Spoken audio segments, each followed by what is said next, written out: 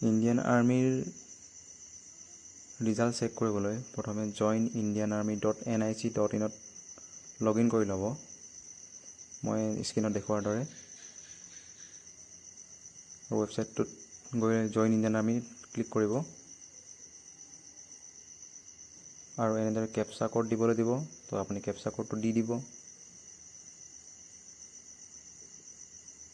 আৰু দি দিয়াৰ পিছত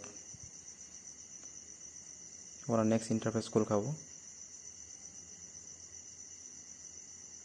তো নেক্সট ইণ্টাৰফেচ খোল খোৱাৰ লগে লগে তলত দেখিব আপুনি CEE ৰিজাল্ট, মানে কম্বাইণ্ড এন্ট্ৰেন্স এক্সামিনেশ্যনৰ ৰিজাল্ট। তো ৰিজাল্টত চেক কৰাৰ লগে লগে আপুনি এখন নতুন ইণ্টাৰফেচত যাব, য'ত আপুনি PDF-বোৰ ডাউনলোড কৰিব পাৰিব। তো PDF-ত এতিয়ালৈকে আমাৰ অসমৰ নাৰেংগী হওক, যোৰহাট হওক, তাৰ অগ্নিবীৰৰ ৰিজাল্ট অহা নাই। যেতিয়া আহিব তেতিয়া আপুনি তাত ক্লিক কৰিলেই ৰিজাল্টটো চাব পাৰিব। এতিয়া মই অন্য এখন PDF ক্লিক কৰি আপোনালোকক দেখুৱাই দিছোঁ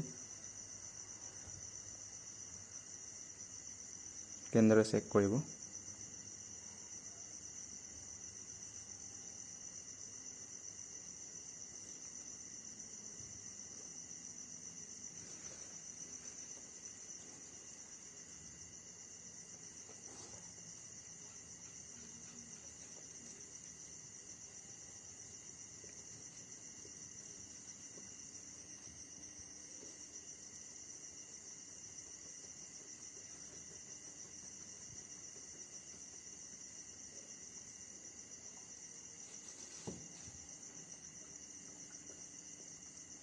মই জেড আৰু জয়পুৰৰ ৰিজাল্টটো ক্লিক কৰি দেখাইছোঁ আপোনালোকক।